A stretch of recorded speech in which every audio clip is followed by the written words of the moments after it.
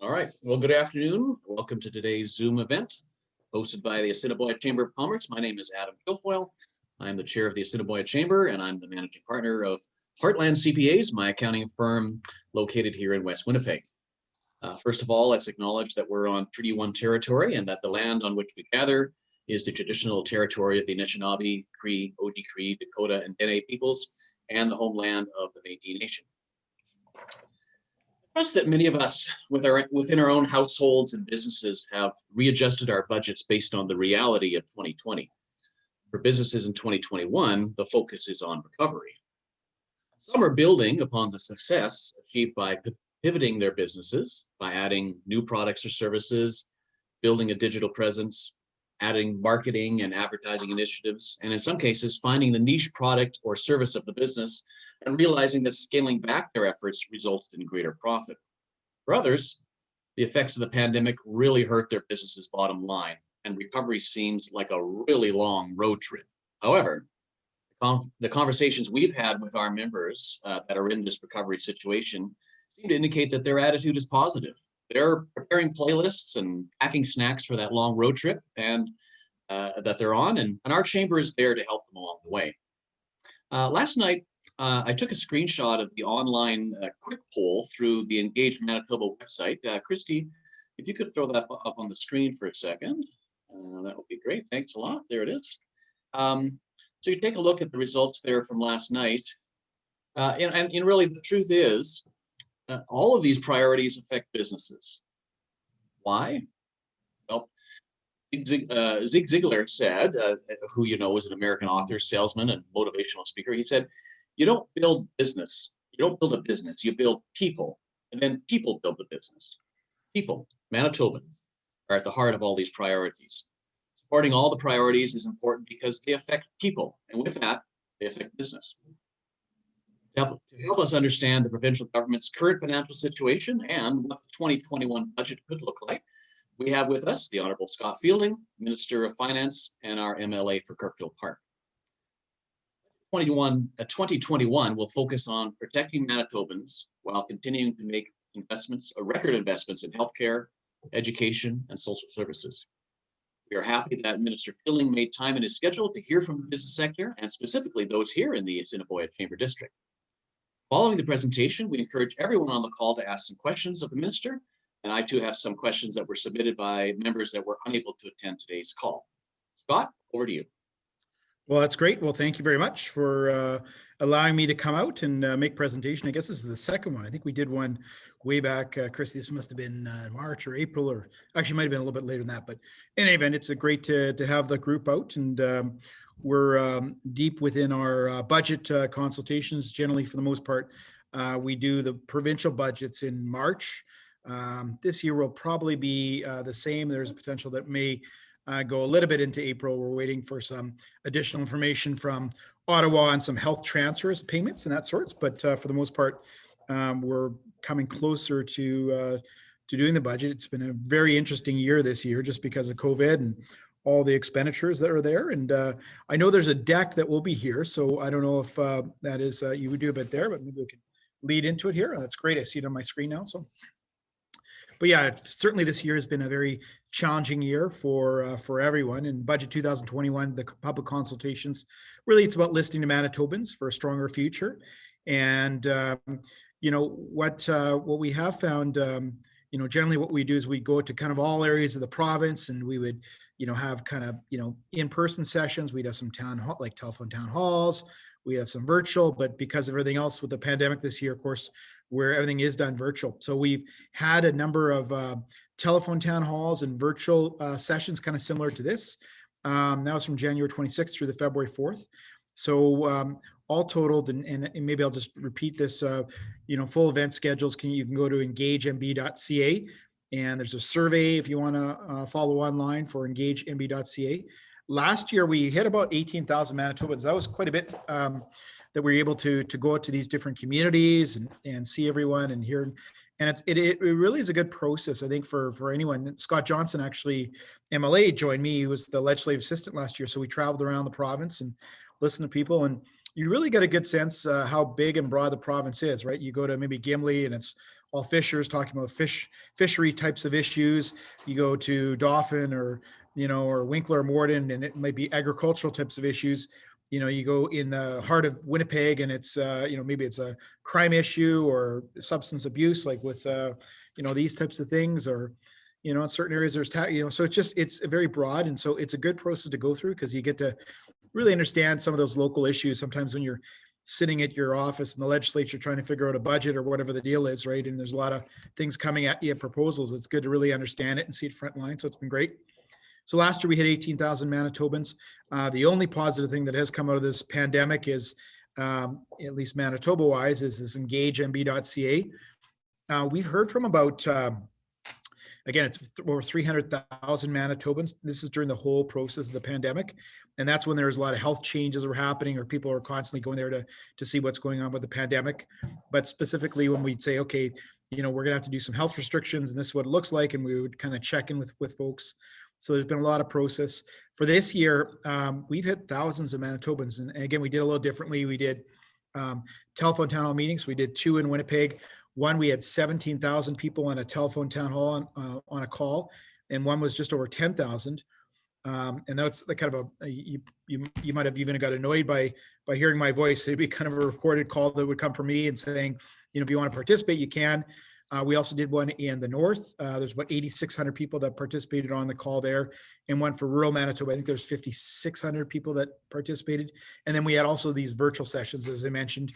And then this is something more, I guess I'd call this more for my own constituency, more than a pre-named budget process, but it's really important to hear from Manitobans. I'll get you to flip the slide here. And so, as everyone well knows, there's been a lot of challenges with the pandemic, not just from a governing point of view, but if you own a small business or you're a stay-home mom or dad, or, everyone's feeling a lot of stress from what's going on. And of course, that's had a dramatic impact on our budget too, as well, where we're going to get into more details, but we certainly have lost a lot of revenue just because there's been less corporate and personal income taxes and PST and all that sorts, things, a lot of expenditures. So we're gonna go through each one of them, but it has a dramatic impact on our budget. It is really for your life and everyone's life. And really the focus really has been for the government, 2 things really: to protect Manitobans, did it again, and so we can get our life a little bit back, and supporting people and businesses during this time. So we're going to go through some details. I'll get you to switch the slide now. This is a good snapshot of the Manitoba economy in so many different ways. And, when we go to visit the bond rating agencies and the financial community, they love this slide because it just shows how diverse Manitoba is. And we're not like in Alberta where you see a boom and bust, if the price of oil goes up and of course the economy takes off, or if it sinks, then it goes the other way. We've got 15 different subsectors that make up the economy. So let's say there's an issue in the farm area, it doesn't have huge impacts on us. But the construction and agriculture and financial services, mining, these are all important aspects to us. Manufacturing is really key to the province. So that gives you kind of a bit of a snapshot. And then what is important about this is in every financial downturn that we've had, because we're so diverse, it allows us to really come across the other edge. I guess we generally lead the pack in terms of recovery once you do go into recovery mode, which is really good. Now, we don't maybe get the benefits when the economy's flying high as it is, but it is something. And if you look at the trend line last summer after the lockdowns or the shutdowns for the health measures, and then the economy started opening up last summer, that's exactly what you saw, where Manitoba was leading the country in low unemployment rate and rebound with a lot of the jobs. So, the fact that we've gone through this once, and you're probably going to see recovery similar to that. Now, this hopefully will end with the vaccines and herd immunity, all that sorts. But I think what you will see is kind of that trend line as well, where Manitoba will be probably one of the top provinces in terms of unemployment, and as well as kind of reopening in so many different ways. And there's probably been some other programs that have helped out too in so many different aspects. So I'll get you to turn the slide now. This slide, if everyone can see, and my area is covered up with all your fine faces here, so I can't see the expenditures. But for the most part, our expenditures are made up this year over $19 billion, made up in the areas that you would anticipate, right? Mainly through health, through education, through families. That's kind of social services. And then things like justice and debt servicing, of course, is a part of it, and infrastructure are the main kind of drivers of our expenditures.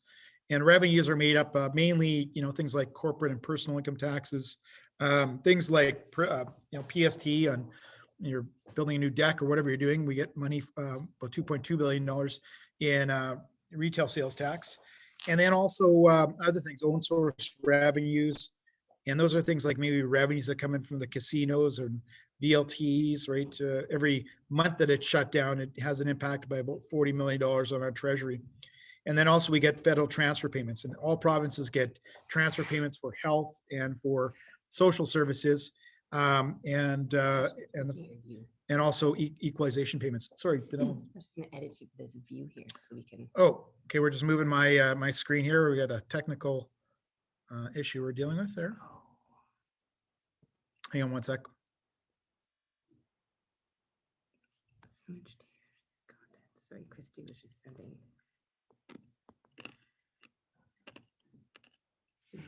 There we go. go. Okay. That's perfect. Okay. So we'll flip the next slide, I guess. So we've been in government now for 5 years, or going on 5 years this May. And we really, the first, as you may recall, we were left with a pretty good mess when we came to office. We're close to $1 billion in deficit. So we really focused in on fixing the finances of the province. And we put together a plan we were going to get ourselves back into balance in an 8-year time period. So we've done a lot of things to address that, our spending controls, and really just focusing in on the core areas of government expenditures. And happy to report we actually were able to balance the budget 4 years earlier. So after 4 years, we balanced the budget. This is prior to the pandemic. We registered a small surplus, but what is really important is that every year we beat our expectations. So we're extremely happy about that in terms of the performance. And we've been able to grow the economy quite a bit. In fact, Manitoba was leading the nation in what they call private sector capital investment. So that's businesses coming in, a lot of manufacturing and food processing and stuff. But we're leading the country in the amount of businesses coming in. Another really important aspect, and maybe a little bit underreported, was the rainy day fund. And so that's kind of a residual, account. And it's probably the same thing. You may have still a mortgage or something on your house, but you keep a little bit of money in reserve in case your washing machine goes or whatever the deal is. And so essentially it was drained at one point before we came to office. It was initially $800 million. And that goes to pay for emergency situations, whether it be a flood, whether it be COVID-19 that no one would predict. It was drained about 110 million, but we replenished that to about 800 million. So that's really boded us well, quite well. And this slide doesn't talk to it, but I just tell you a kind of an inside story. In March, when anyone who's in the stock market or in the markets in any way know that the economy tanked in so many different ways, as people didn't know what to expect with the pandemic. It was extremely volatile to go in the capital markets. So if you're going to borrow money, and you do borrow money all the time for governments, if you're running a deficit, number one, but also just for you're renewing your debt essentially, right? As well as infrastructure projects. But it was very hard for the sub-sovereigns, that's what they call the provinces, to enter the capital markets. So we are within weeks of a way of, of really not being able to pay our bills. And that's a lot of the provinces couldn't get into that. So the fact that we had $800 million stashed away in a rainy day fund was really effective. And we will be tapping into the rainy day fund later in the year. We've got some budget appropriation left, but that bodes us well. We're not going to drain the whole rainy day fund just because, it's Manitoba, right? You've got a low floodplain. You could have a flood. This year, probably more concerns with a drought more than a flood, which causes some financial issues in the farms and all that sort of stuff. So anyways, just turning back to the slide here. So for the most part, we lost revenue, about $372 million. And we had a lot of extra expenditures because of COVID-19. We actually spent about $1.8 billion this year more on COVID expenditures. It says 1.4 on the slide because we had some offsets. Some areas we just weren't spending just because of the focus on the pandemic. So that's the financial picture. Get you to move the next slide here. This is kind of what we call the waterfall slide. I love this text of it, but it's able to tell the story. So this year we're anticipating by year end about a $2 billion deficit. And as you look from the right to, or rather from left to right, we initially started last March. We were going to project about a $220 million deficit. But in the course of the COVID-19 happening, we all of a sudden started losing taxation revenues because people weren't earning money. So we're going to lose about $779 million projected in terms of corporate and personal income taxes. For own source revenue and net incomes, a lot of that is kind of money we bring in from fees and services, but also things like the casinos, right? So with the casino shut down and VLT shut down in kind of like the restaurants, if you go to Legends or wherever you're going to go, we lose about $40 million from our treasury every month for that. And so those were those numbers. We were able to negotiate, as all provinces were, an agreement with the federal government. So that was very helpful, $675 million. Now at $675 million, it represents about 20% of the actual global amount that we spent. It's all total will be about $3.2 billion in the pandemic so far. So that is 20% of the expenditures. The provinces voted 80% of the other expenditures, but it has been very helpful. So we very much appreciate working with the federal government to provide supports in health and education and supports for families and you name it. The 1.8, as you can see in the green marker, that's the amount we've spent so far this year on COVID-19. Lighter green is where we've kind of saved in other areas. And a lot of that is, again, just to deal with, when crazy things happen in the economy, just certain things, expense lines don't happen because people they're doing different patterns. So they're maybe not buying your services or they're not using as much. And so there's some additional savings. So all totaled, we're looking at about a $2 billion deficit, which will be the highest in Manitoba's history. I pride myself on being a fiscal conservative and getting ourselves back into balance. But I think you talk to really any Manitobans, Canadians, they want us to invest right now in people and supports for the pandemic. We do have a strong plan to get ourselves back into balance, but this year is just to make sure people are protected and individuals and businesses are supported to get to the other side. So that's where we're at this year. We'll get you to move on to the next slide here. Oh, Scott, I've got a question from Barry Rempel. Oh, Barry Rempel, I understand you've got a question somewhere. Can you clarify the expenditure slide, please? It appears that debt servicing is 5% of expense, but it doesn't really look that way on the chart. Yeah, could you maybe pull the slide back that he was referring to? I'm just trying to think where he's looking at right now. Well, this kind of outlines kind of all the expenditures. The 1.8. Scott, I think he's referring to the maybe one or two slides back. It's the pie chart graph. Maybe one more back. Sure. There, Yeah, that one there. Yeah. So globally, right now we spend there's a whole bunch of debt that happens. Some is kind of refinancing of debt, and some is global debt. So we look at both the core, what I'll call core government, and also hydro. So we've got about, I guess I'd say about $50 billion of net, or rather gross debt, about $26 billion of net debt that we have as a province. And again, and that includes mainly hydro and core debt that's there. So right now we spend on average just over $1 billion in debt servicing charges as a government. And again, every year, like this year, I think most of our debt is going to be taken on for Kiosk, finishing off the projects in Kiosk, although some have electricity is flowing or the water's flowing through some of the turbines already, but there's still about $1.2 billion worth of work. So every year we take on new debt, and we also renew old debt for the most part at better rates. But yeah, that's not a positive sign, but we have been doing a lot better. One of the kind of the gold standard, I guess, for net looking at the amount of debt you're taking on is net debt to GDP. That's kind of what the bond rating agency looks at. And for the most part, we have been making some pretty positive trends in terms of reducing the net debt to GDP.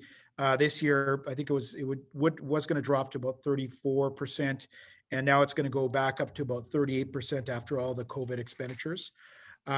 So anyway, we were very close to, this wasn't public knowledge, but we were very close to actually having our credit rating increased in so many different ways. And so, I don't anticipate that happening this year, and that's probably not just a Manitoba thing, it's really across the world. But so that explains kind of some of the debt situation, I guess, for the most part. Again, over $50 billion of gross debt, $26 billion of net debt. Some consider hydro, part of it, if it's complicated, but for the most part, if they call it self-sustaining debt, if Hydro is taking in enough revenues and that sorts, then it's the way they kind of categorize it. So again, for the first time on a $17 billion deficit, we're spending about $1 billion of that on debt servicing charges. And so that's real money, right? It's money that you don't have for health or education or infrastructure, roads or supports for people, but it's getting a lot better. And so that's, one of the reasons why we've had some pretty good reviews from the credit rating agencies over the last 3-4 years. So does that answer your question, Barry?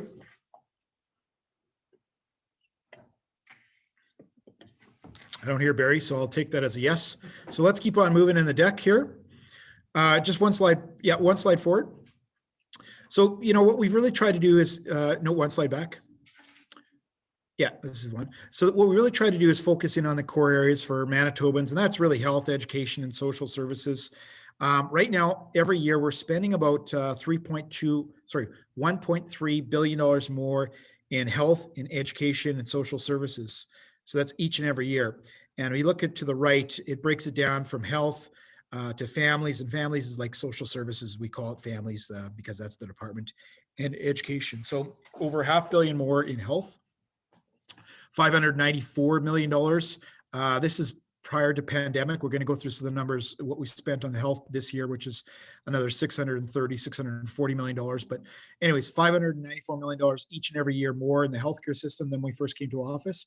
And what's more important about the health expenditures is getting results.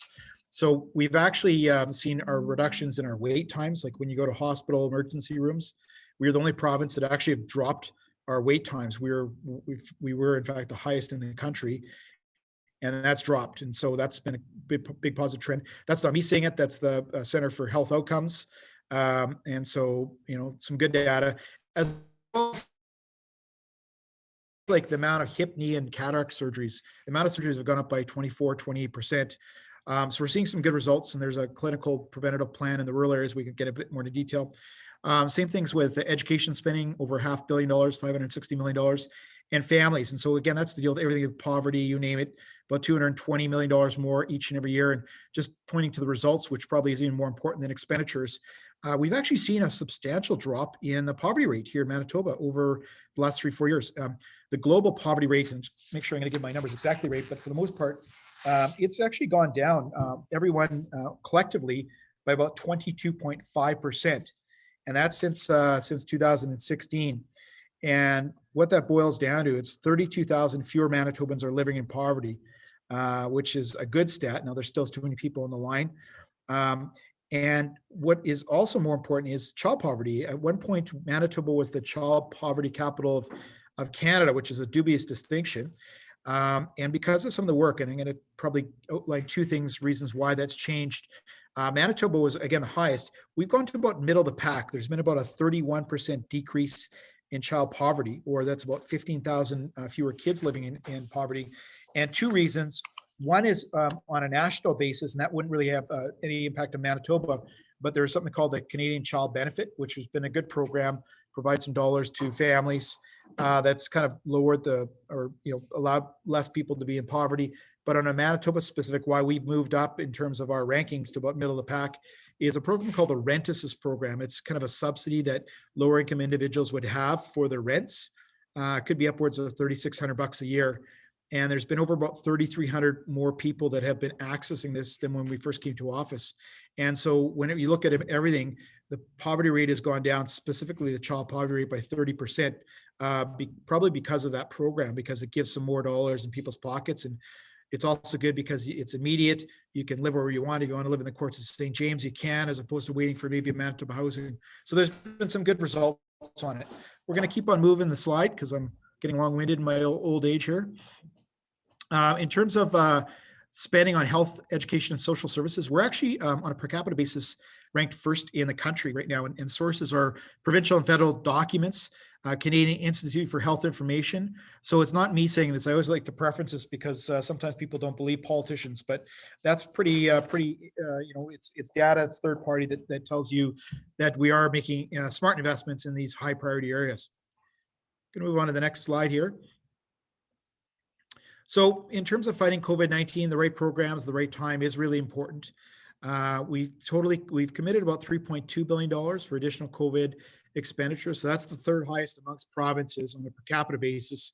And again, that's not me telling you that, it's the Parliamentary Budget Office. So they're independent and they review all the provinces. So on a per capita basis, third highest in the country, 3.2 billion. And we have about just over $17 billion budget. So it gives you some perspective. In terms of health expenditures,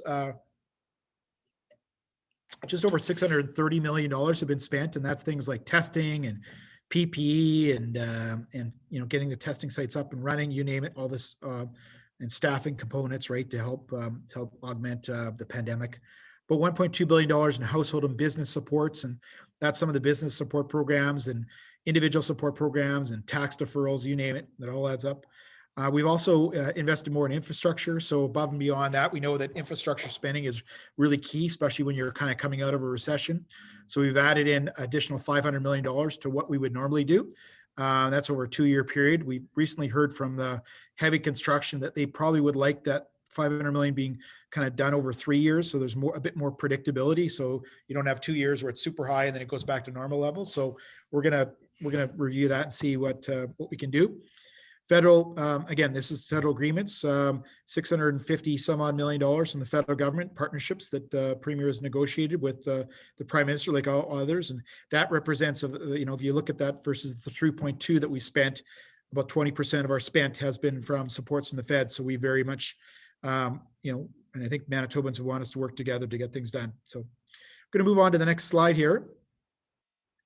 Budgeting, so protecting Manitobans and building the recovery that we need. And again, this is the infrastructure piece. I'll go through it fairly quickly. For the most part, we committed to spending about $1.2 billion. And that's not just roads and bridges and all that sorts. It's building for like schools and healthcare facilities, you name it. We're averaging about $1.8 billion of expenditures. And again, the $500 million that I referenced earlier on, that's to build wastewater, sewer types of projects. That's, a lot in rural Manitoba, some here in Manitoba, Winnipeg, municipal infrastructure, and then, roads and highway expenditures. Let's keep on moving. The next slide, I think, is there one more slide? Yeah, infrastructure. So what we've really tried to do is restructure our investments in infrastructure, how we're doing it. So we developed a new department, central services. So before, you may have 4 or 5 departments that weren't necessarily experts in building, but we put one together, and they kind of are central procurement as well as other arms to get better value.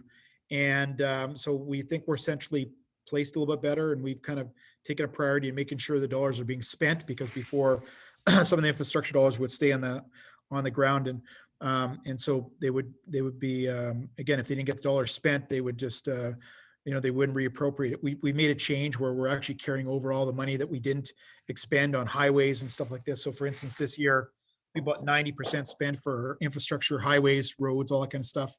It's not a bad number, but we'll be moving $20 million over into this year's budget just to make sure we're capturing all the essence of it.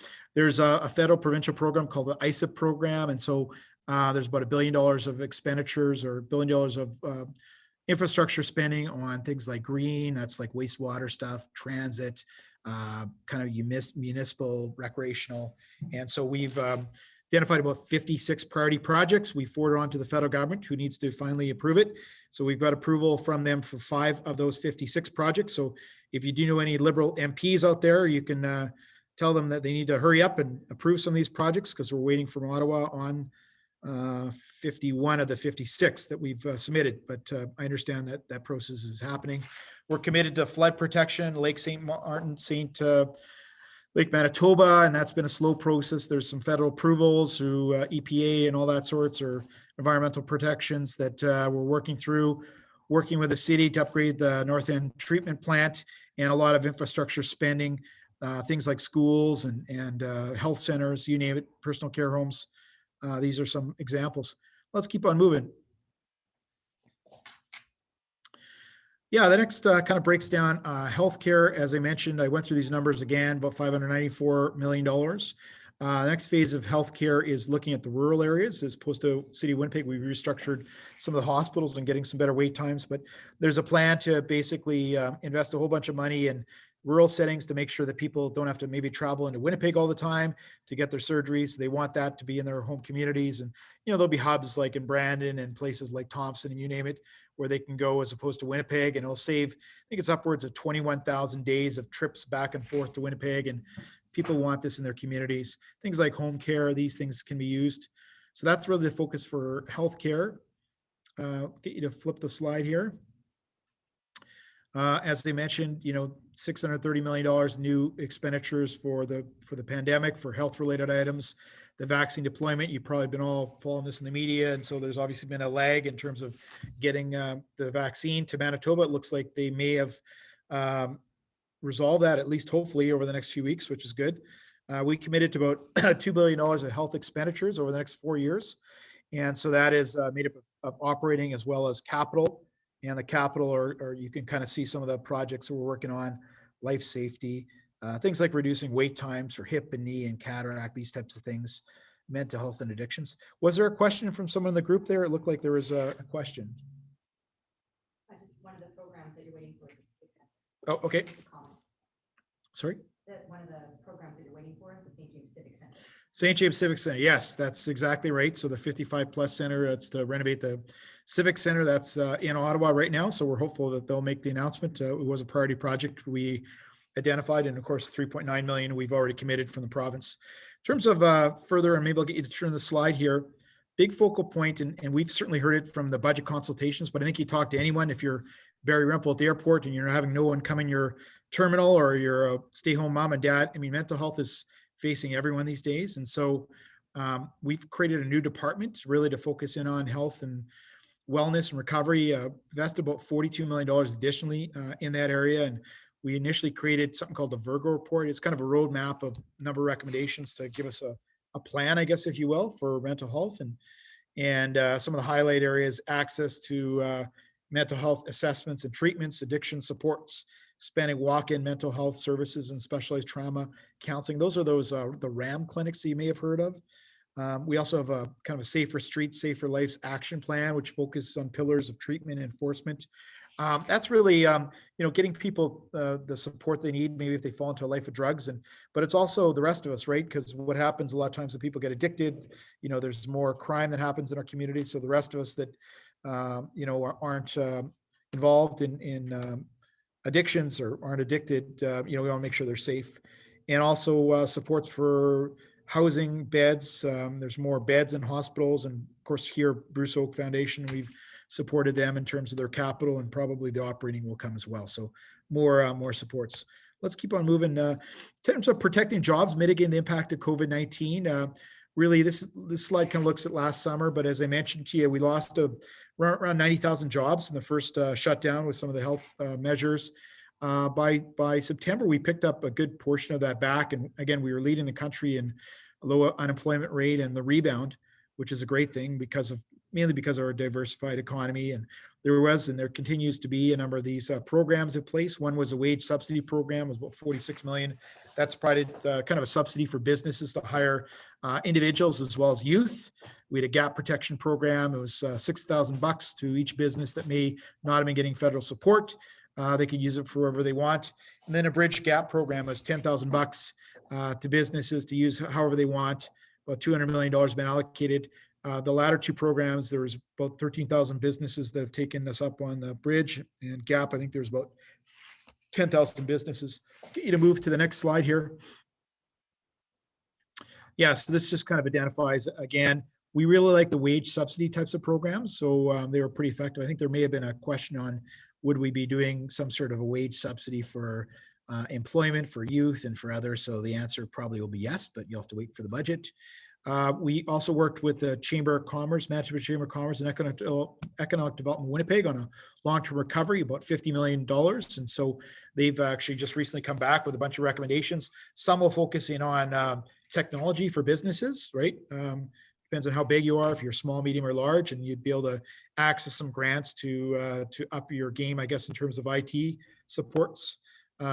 Still lots of things like the commercial rent assistance programs out there, the payroll tax reductions we did last year, but 1,000 businesses aren't paying them. All totaled, of the 125,000 businesses that are in the province, we've given about 32,000 individual payments to support businesses. So again, 32 of 125,000, about 28% of all businesses in Manitoba got some sort of direct supports. Same things with protecting, what I'll say, this is for the people, protecting jobs and incomes. All totaled, there's about 1.3 million people in the province, 1.1 million people that are above the age of 15. And so we provided direct supports to about 360,000 of that 1.1 that it would be eligible for work in some way. So that's about 1 in 3 have gotten some sort of a direct supports. And there's a number of programs. One was the risk recognition. That was a lot of the people that may have been lower income that may have been working during the pandemic. You're working maybe at the grocery store, you name it. About 80,000 people got access to that program. It was about $1,500. It was a good amount of money. Seniors economic recovery, $200. And this is about 226,000 seniors. Seniors were impacted by the because of the pandemic in so many different ways, but also maybe initially they had to renew their prescriptions every month as opposed to every 3 months. So there's dispensing fees and stuff. Caregivers wage support. This was about 20,000 Manitobans. They may have been lower income individuals that are working in like things like the PCHs, personal care homes, maybe a nurse's aide or something. And so they got to top up about $1,000 each. And disability economic support program. Again, $200 and about 22,000 Manitobans. So again, all total, there was upwards of 360,000 Manitobans that got some sort of support, direct support from the government. That's the provincial government. Let's keep on moving in the slide. Next is money through households. So we continue to have a commitment to phase out the education property taxes. Not only will that help individuals when you have a property, but help businesses because you're paying the education and property taxes. They call it the education support tax, education support levy, if you're a business, but also eliminating things like PST and property insurance. That's for residents. Not a lot amount of money, but it's a little bit. For homes, $75, but for a smaller business, it's about $880 a year. So you're saving some money. Eliminating probate fees.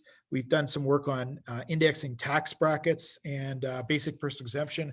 That's the amount of money before you're taxed at all. About 11,000 Manitobans were taken off the tax rolls altogether. Reducing ambulance fees in half. And of course, we cut the PST in our first term of office. Let's keep on moving in the slides. Yeah, so education and childcare, it's been tough all over, especially in the education system. We created the rapid tests. So if you're a teacher, you're concerned about getting in the classroom, you've got a kind of a access point to use the rapid tests right off the bat. All totaled, we've invested about $185 million above and beyond what we would normally do for safer schools for students. And some of that was our money, about 100 million, about 85 was from the feds. That's about second highest in Canada. We're also introducing the K through 12 educational review. So that's making sure that the money flows right to the classroom and kids as opposed to, maybe being stuck at the administrative level. Long-term commitment of $1.4 billion, $1.6 billion on operating and capital dollars. So a lot of people say, well, if you're going to reduce the education property tax, are you going to take it out of the education system? So that's our answer to that. No, absolutely not. It's, again, a $1.6 billion commitment. Commitment to build 20 new schools, so space for 11,000 students. And I thought I saw maybe a question. Is there a question from the group? No, it was Christine making a comment about one of the programs being the long-term recovery program, the buy local program that all chambers could apply for. So. Right. Yeah. No. Absolutely. And you're right, Christy. And there was that was one of from the chambers. We worked the chambers and Economic Development Winnipeg on buy local. I think it was 1.5 million. And then, of course, for restaurants, we had a kind of a rebate program. And when they're using the skip the dishes, sometimes they charge the restaurants up to 30%. So they can rebate that back just to make it a little bit as they're struggling, obviously. Let's move on. Keep on going on the slide here. So this is really the end of the deck for the most part. Want to hear from you. The focus for Manitoba is economic recovery and what should the priorities be essentially for Manitobans. We had a few identified here, and K through 12 reviews coming out. What should we do and really what your top priorities are. And so that's really what we've been talking to Manitobans about. And I think that's the last of the slide that we do have here and last of my presentation. So again, we anticipate doing the budget in March. We are waiting for the federal government. There's a big discussion with the premiers on health transfer payments that we've actually getting some pretty good indications from Ottawa that there may be some movement on that. So we'll probably table the budget into March or start of April. So if there's any other questions or comments that anyone would like me to try and address, hopefully I can. And thanks again for the time. Yeah, thanks, Scott. So yeah, now's the time to ask those questions, or if there's any suggestions that anyone would want to see included in the 21 budget, now's the time. So go ahead and unmute yourself and ask the tough questions. Nicole may ask a question, timeline for the education review, when can that be expected? Yeah, I understand the questions about the education review. Is that right? And so we anticipate introducing this over the next number of months. It's actually been done for about almost a year now, but with the pandemic, we thought there's so much going on in the system right now. Let's hold off and wait. So we do anticipate introducing that over the next few months. And it will take some time once the legislation is introduced. It's got to be passed and then it's got to be implemented. So, probably there'll be some time period after it gets passed. Hopefully passed by November, hopefully.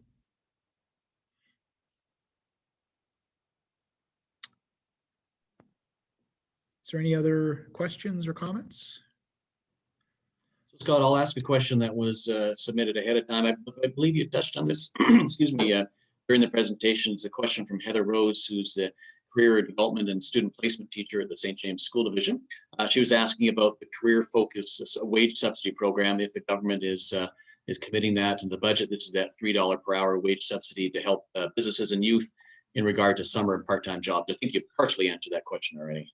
Yeah, we really like the wage subsidy program. So I know the Premier really likes the wage subsidy program. So, I guess we'll have to wait for the budget for sure, but we really like them. So, for the most part, yeah, I think you're going to see some sort of wage subsidy for regular, I'll call them, as well as for youth. And we also actually took a lot of people on in the government, the most amount of youth ever through last summer, and we'll probably do that as well this year. So I wouldn't be surprised to see some sort of a wage subsidy program happen again this year.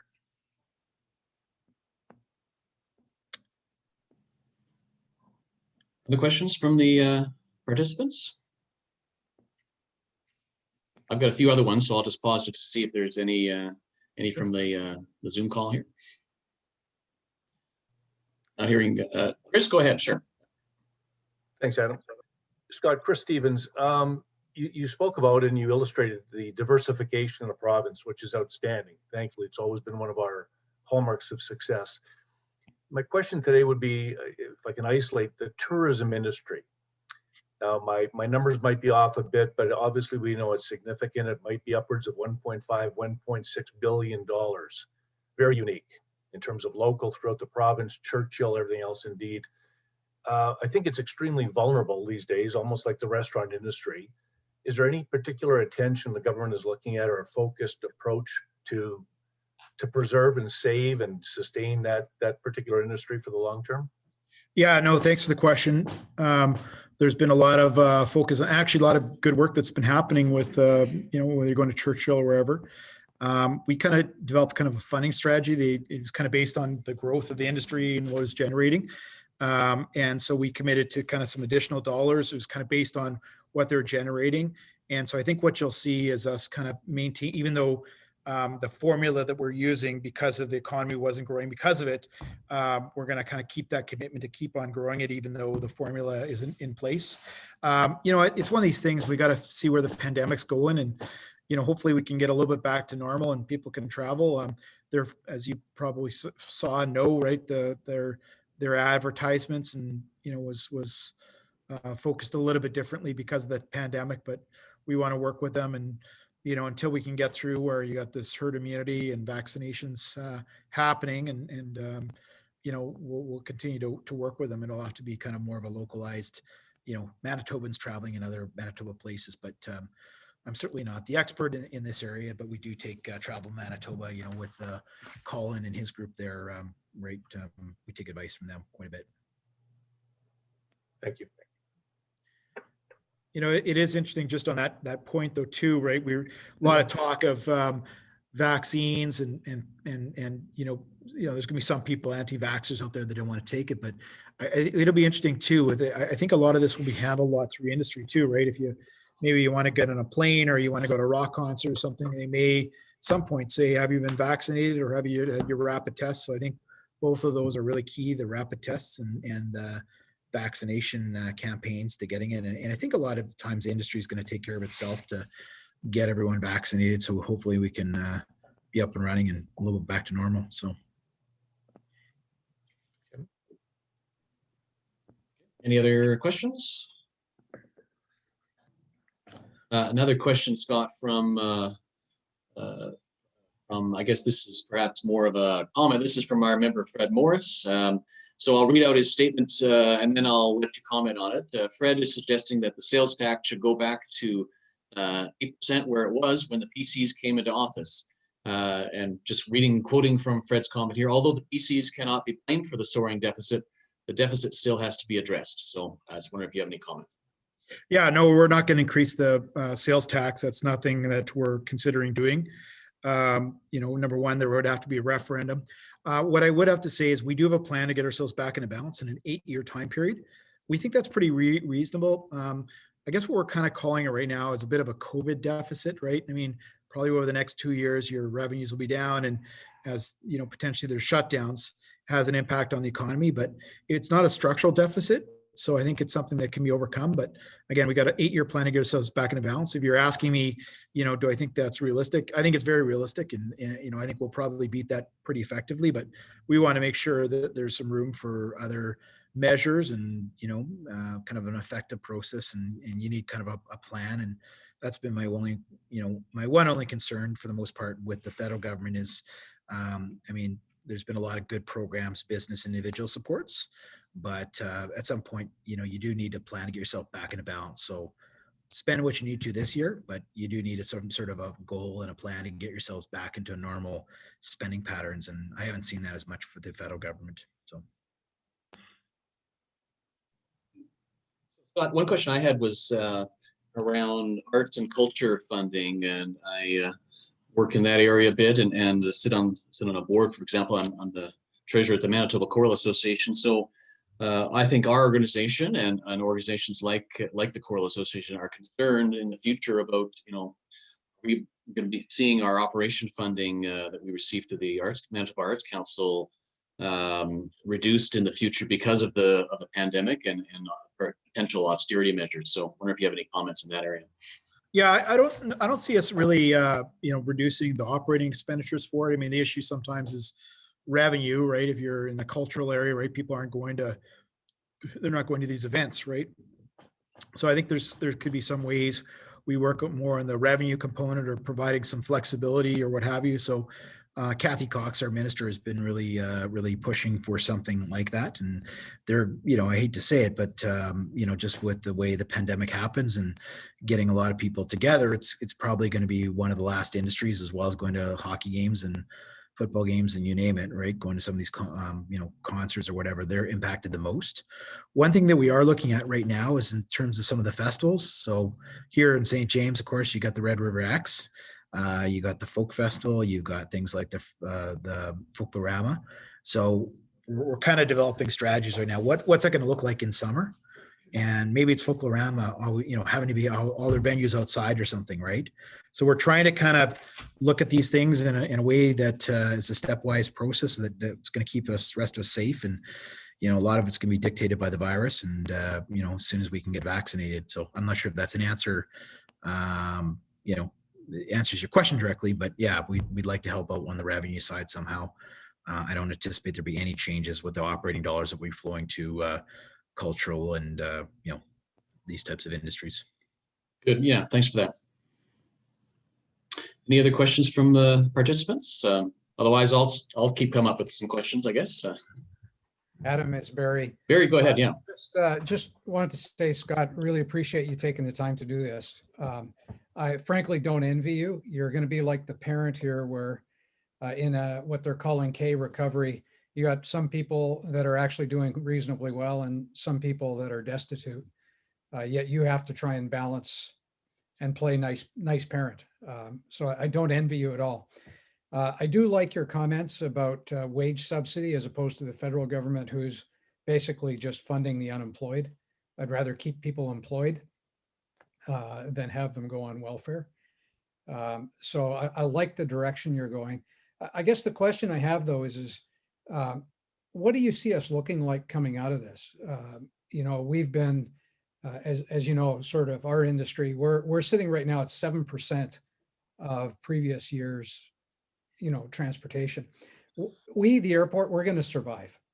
We're going to be much more expensive because we're taking on all this debt now just to cover our operating costs, but we're going to survive. The concern I have is with the 14-day shutdowns from everywhere else in Canada. How are we, when do we ever get out of this? Yeah. Yeah, that's the $1 million question, isn't it? Like, you know, I wish I had to have a silver bullet answer, you know, some sort of answer for you. I mean, I guess we all look to the you know, evidence from the science community to say what's going to be like. I think our best strategy right now is to get everyone vaccinated, and you're going to have people that you know, the amount of people that have actually had COVID-19, I would bet, you know, 4 or 5 times that amount of people have. They just maybe you're asymptomatic, right? So I think that's part of the process. I think it's just thinking, you know, long term, and kind of my point, Barry, too, is like, you know, I think industry to a certain extent is going to solve some of this too, right? I mean, if you want to go to the rock concert, and you can speak more on getting on planes, but you know, I think at some point the feds haven't talked about any passport, and we certainly haven't either. But you know, there has to be some sort of system in place to get ourselves back to normal, and maybe it's a combination of the vaccine as well as rapid tests, right? So I'd love to hear your thoughts on that. I think I think you've just hit the key right there. COVID's going to be around with us for a long time. Even if 100% of Manitobans were vaccinated tomorrow, the rest of the world isn't. And 35% of the people coming through the airport are coming from somewhere else. So we need to find ways to test. We need to find ways to be able to track that you've actually been vaccinated. But I'd encourage you, when you're thinking about those things, to think more globally. For Manitoba to have its unique way of proving you have a vaccine, and then Saskatchewan having a different way of proving you have a vaccine, and it's just going to be a complete gong show. Somehow, I'd like to be working with the province on how can we prove the science behind the testing and tracing, some of those things. And I think we can lead the way on that. And I think that's the way that we'll end up getting this 14-day nonsense kind of taken care of. Yeah. The combination of what you say plus some tracking or some testing, and I think we can get there. Yeah. No, I think you're bang on. And I don't know if you saw yesterday, there kind of was an announcement you can now get kind of your verification and what that looks like. I mean, probably it'd be better at a national level to kind of have some sort of a national standard as opposed to something different in Saskatchewan and Manitoba. But, you know, we've actually started to do a lot of thinking on that too. And, you know, especially for festivals and stuff for next summer, I'm not sure it'll be ready because you won't have the mass amount of people vaccinated and, you know, having your cards or whatever for this summer. But to a certain extent, I mean, I honestly just think that a lot of industries are going to take it into their own hands. And maybe you don't like wearing a mask, but if you want to go to Walmart, you got to put one on, right? And to get in, and could be the same for industry. So I know the feds have kind of, you know, shied away from this passport piece, and maybe it looks exactly that way, or maybe it looks a little different, but it's just got to be part of the strategy going forward. I mean, you could have these other variants, and they're talking about different waves that potentially could come. So at some point we need to start living with it and doing the best we can and being safe as we can. And that's going to be all part of the strategy going forward. So, yeah. Well, good news is we only have, you know, 200 people a day going through the airport, so we can help you do a lot of science-based testing right now. That's great. Thanks, Barry. Yeah. Any more questions at all from anyone out there? I guess, Scott, just one more question I'll throw at you. In terms of on the healthcare side of things, I think anecdotally, I think we would all, you know, we've heard stories about surgeries or other procedures that have been delayed because of COVID, and I appreciate the comments you made in terms of you know, wait times going down and stuff. And I think that's, in terms of healthcare, I think outcomes are more important in terms of how much money we're throwing at the item, right? So I'm curious, from a financial point of view, are we looking at extra expenditures, extra capacity is going to be needed to get through this backlog that we're kind of all hearing about? Yeah, no, I think you're right. We put some additional dollars in for, you know, catch up, right? Because some of the elective surgeries had been canceled, and now the vast majority of them are kind of restarted again. So we put additional money during the pandemic in, and we're seriously looking at that too. And, even things like the ICU capacity, right? I mean, you always hear Dr. Rusin talking about, well, you want to make sure that we're, with the ICU capacity is there, and that's what drives kind of some of these health measures. And well, maybe we should look at the ICU capacity, right? So there is some serious discussions going on what that looks like, and also kind of the backlog of whether you're doing knee and hip and all these other important lifestyle, not just lifestyle things, but just things that you need to do is. And so, yeah, we anticipate that. I mean, there's going to be a good amount of money built in above and beyond. Like the way we're doing this in our budget is we're doing each individual department what the normal expenditures would be. And then, there's going to be, a hell of a lot of money still dedicated towards health. Like we spent 630 some odd $1 million, plus there's going to be a whole bunch more. We were looking at some outward documents just to get everyone hired for the vaccinations and, the sites and stuff. I think it was like $36 million. It was, just for one element of it. So there's going to be, I would say, north of $500 million of health expenditures above and beyond just what's in the normal system for health. And then you also have to look at things like supports for people and businesses, right? Are we still going to need wage subsidy programs? Are we going to need, Barry talked about the K-shaped recovery. Is there sector specific supports for maybe restaurants or whatever the deal is, right? Tourism, hospitality, they're going to be a little bit slower than, some areas have done well, right? Construction and some of these areas, real estate has done pretty well. So got to be more sector specific, I guess. And so you're going to see a big number with our deficit as you did last year. And I think that's just what's going to happen. Now, what we do think, again, we think that there is a COVID, it's a kind of a COVID deficit probably for the next couple of years. It's not a structural deficit. So it's what we need to do over the next 2 years. And after that, I think we can get back to a normal spending pattern. So I think it's completely realistic. In fact, I think we can for sure get to a balance prior to the 8 years that we're laying out. I think, who knows, it could be 4 years, right? But we want to be cautious about it. And, you don't know what you don't know about this virus. It seems to change all the time. So you got to listen to the public health and be ready. There's one more question. I think Nicole's got a question. I just had one on the chat here that from one of our football fans, I guess, that the province's plan towards helping, I guess, the CFL get back and get our Bombers back playing. Is there any comments on that? Well, we, of course, we're trying to be the bubble city, of course, as you may recall, way back in I guess it was, when was it? I can't remember what month it was, but anyways, and that obviously didn't work out.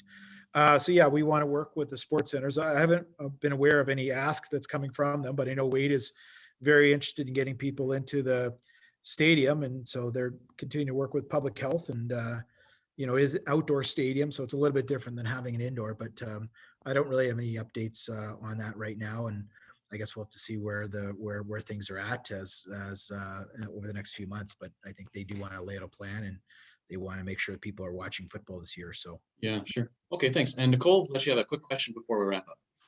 Yeah, thanks, Adam. And I'm really excited about CFL. I was really itching for it last summer. So I just have one last question about the education spending. I'm always happy to see increases in education spending. But as you know, St. James has experienced actually decreases in the monies we've received from the budget year over year for, I think it's the past 10 years. And we do, as you know, as well have aging buildings. I'm just wondering if I heard you talking about building new schools, will the province be providing funds to divisions like ours in St. James, Assiniboia, where we have aging buildings and our student population is gradually expected to increase over the next few years to ensure that those are in good shape for the population growth in the future? So would we provide funds to upgrade those buildings you're saying, or to, yeah, well, go ahead, Nicole, sorry. I was just going to say, seeing that we're seeing an overall decrease in our provincial support this year again, are we going to be seeing other funding packets to address the issues of aging buildings and the needs therein? Yeah, well, I mean, just so everyone's aware, just the education is, as you probably know, is one of the most complex. The finance of the education system is just a dog's breakfast in terms of figuring these things out. And for the most part, like what happens is some divisions have gotten higher and lower. It's really based on enrollment, right? So in St. James, because we had, probably in the 70s, and there's a lot of kids that were in our system, and of course now there isn't as many kids, although I would suggest to you that's coming back up again as families move back in the area. But so it's based on the amount of people that you have enrolled in your division. So some we'll see some this year see a 6 or 7% increase. In St. James, I think was 1 point something rather decrease, but a large of it is based on the enrollment. But to answer your question, infrastructure, yeah, we would always consider that. St. James, because of I won't say the boom and bust of it, but in the 70s and 80s, lots of schools were built. And then they had to shut down because there wasn't as many kids that are there, and done a pretty good job. They're tough to do when you're shutting down school, as you well know. And you got a public process that happens and no one wants to see it, even if the kids aren't going to it. So they've done a pretty good job of getting rid of the buildings that they don't need to do. But if there's some infrastructure, will we provide additional support for it? Well, I know our capital expenditures to the schools was, I guess, about 160 million last year. And then we just added another $50 million, and that was for acquisitions of some schools. I think in St. James here, Sturgeon Heights was getting their vocational, kind of their motor, I'm talking about I'm using the wrong diction, but you know what I'm saying there. It's where they're looking at the cars. You can tell I'm not a car guy, but for the most part. So yeah, we do provide that more. And the capital for schools, if you watch the budget, I think you're gonna quite like what we're doing with the capital. So you're gonna see some pretty big increases. Now, again, a lot of that is to build new schools and also to renovate and do additions. So the addition portion of the thing might be something that might be more interested in St. James, because we're not building any more schools here just because there isn't any kids, right? So Great, thank you. So we're just looking at the time here, mindful of everyone's time here. So thank you for spending your lunch hour and 2 minutes with us with the Assiniboia Chamber of Commerce. So just next Friday, we're going to be hosting a Facebook Live event with Marty Burantz, who's the MP for Charleswood, Tuxedo, Westwood, Headingley, and the Office of Small and Medium Enterprise within Public Services and Procurement Canada. So the event was going to run from noon to 1 o'clock, and will address how to sell products and services to the federal government. You can see all that and register online through our website at assiniboiachamber.ca. So Minister Fielding, thank you very much. Your time was much appreciated. We appreciate you answering our questions and the very informative presentation. So thanks again for your time. Thanks for attending today's event. On behalf of myself, the board, and our chamber team, we hope you enjoy the rest of your day. Bye, everybody. Thank you.